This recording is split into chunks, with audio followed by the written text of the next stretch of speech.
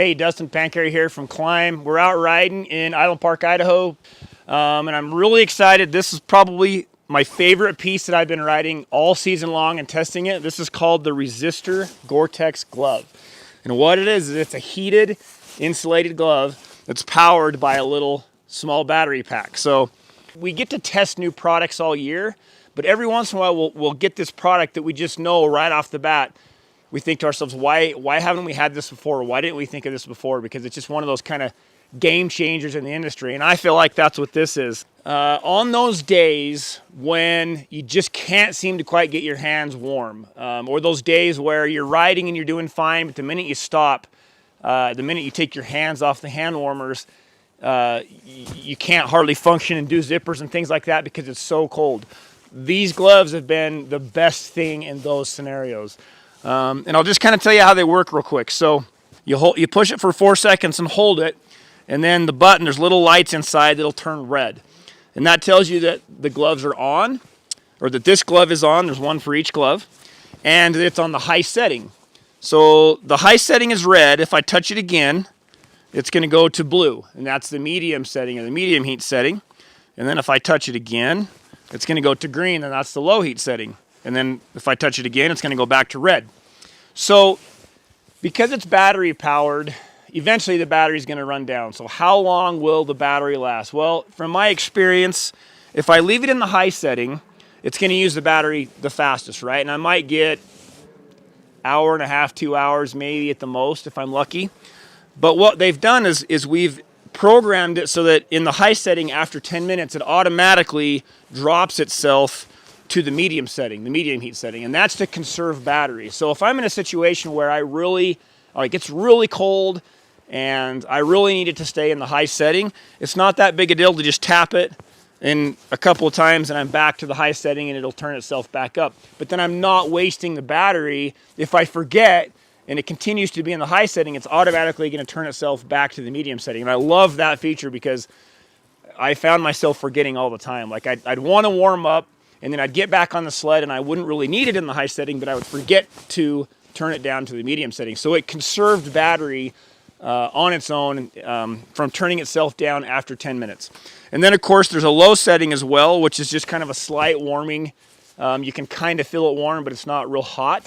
I find myself using that setting quite often, and I can get, on a lot of days I was getting between 6, maybe as many as 8 hours if I just left it in the low setting all day. Another cool thing I found is if we'd stop and we'd go in and get something to eat, or if we were taking pictures or whatever we were doing, I could leave it on the low setting. My hands would start to get cold taking photos and things like that. Come back, slide your hands in, they're nice and warm, they warm up fast. So they're just super comfortable. Where is the heat? So the heat goes all the way, there's elements inside these gloves, and they go all the way across the back of the hand, and then they wrap around the fingers, but we don't have any heat element in the palm. And the idea there is don't heat any more of the surface than we need to, because the palm is going to be heated by the hand warmers on the snowmobile, so we don't really need to warm the palm. But we're going to warm the fingers, and we're going to warm the back of the hand.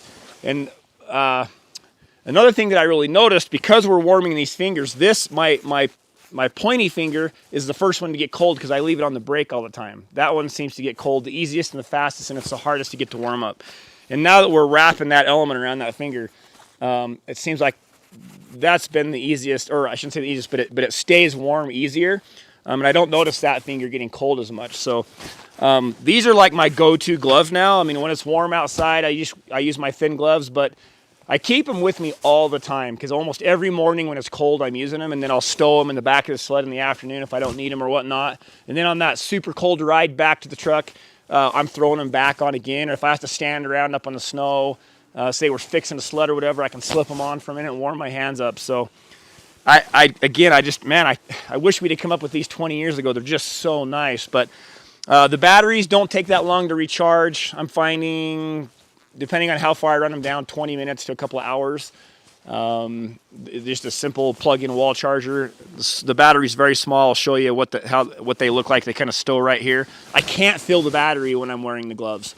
So I thought I would be able to at first, but through all my articulation, emotion, aggressive riding, I never noticed the batteries there. It's so small and lightweight. So anyways, we're going to put some more time on these gloves. We'll give you more information as the season goes on. Check out our YouTube channel because we're going to do a bunch more of these little informational reviews. Follow us on Facebook, Instagram. We'll keep putting information out. Thanks for watching.